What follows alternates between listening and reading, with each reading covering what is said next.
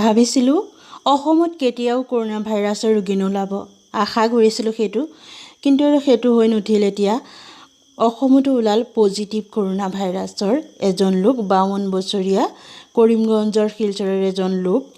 গতিকে এতিয়া অসমতো য'ত কৰোণা ভাইৰাছৰ ৰোগী পোৱা নগৈছিল, যদিও ওলাইছিল বিভিন্ন সময়ত বিভিন্ন জনৰ কৰোণা ভাইৰাছ হৈছে বুলি, কিন্তু প্ৰতিজনৰে পৰীক্ষাৰ পিছত যেতিয়া সম্পূৰ্ণ একদম ফাইনেল যেতিয়া ৰিজাল্ট আহিছিল তেতিয়া নিগেটিভ আহিছিল, পজিটিভ নাহিছিল।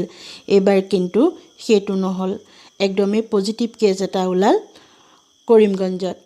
গতিকে অসমত যিহেতু এজন ওলালে, লাহে লাহে যে কেইজন ওলাব পাত্তা নাই।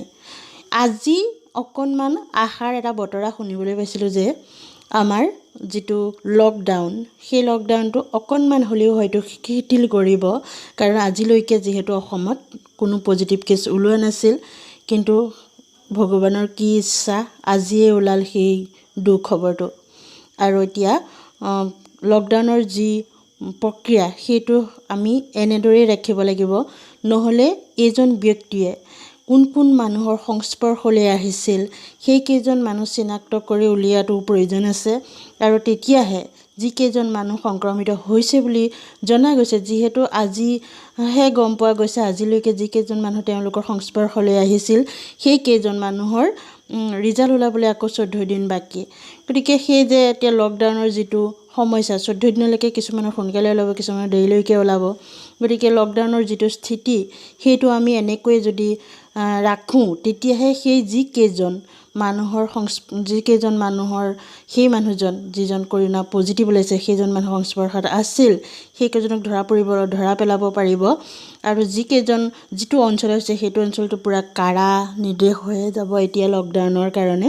তেওঁ ক'ত ক'ত গৈছিল সকলোখিনি সুধি সেই অনুসৰি আগবাঢ়ি যিকেইজন মানুহ তেওঁৰ সংস্পৰ্শত আছিল সেইকেইজন মানুহক ধৰি যেতিয়ালৈকে এই ৰোগী চিনাক্ত কৰি প্ৰতিজন মানুহৰ তেজ পৰীক্ষা কৰি আমি নিশ্চিত হ'ব নোৱাৰোঁ যে কৰোণা ভাইৰাছৰ পজিটিভ কেছ কিমান আছে কিমান নাই। তাৰোপৰি দুখবৰ এটা হৈছে, যিটো নিজামত যিটো মুছলিমসকলৰ যিটো আছিল সামাজিক যি ফেষ্টিভেল, তাত আমাৰ অসমৰ বহুকেইজন লোক গৈছিল। গতিকে সেই তাতো বহুত বেছি পৰিমাণে কৰোণা পজিটিভ ওলাইছে। আৰু সেই কৰোণা পজিটিভ মানুহৰ লগতে যিহেতু আমাৰ অসমৰ এইকেইজন মানুহো আছিল, সেইকেইজনে বা কিমান লৈ আহে তাৰো কোনো সিদ্ধান্ত নাই।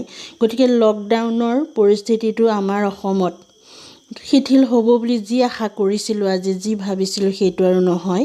গতিকে আমি সকলোৱে ইয়াত সহযোগ কৰোঁ আহক।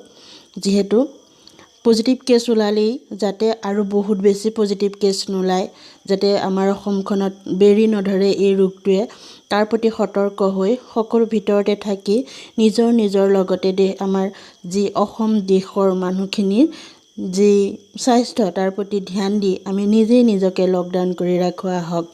দুখবৰটো সকলোৱে নিশ্চয় পাইছে। মোৰ চেনেলত বহুখিনি লোক আছে, মই ভাবিলোঁ তেওঁলোককো দি দিওঁ। যিসকলে জনা নাই তেওঁলোকেও জানক। যিসকলে ভাবিছিলে আমাৰ অসমত ওলোৱা নাই, কিহৰ চিন্তা। গতিকে এতিয়া আৰু নিশ্চিত হৈ থকাৰ কোনো কাৰণ নাই, এতিয়া চিন্তিত হ'বৰ সময় হ'ল, যিহেতু এজন ওলালেই।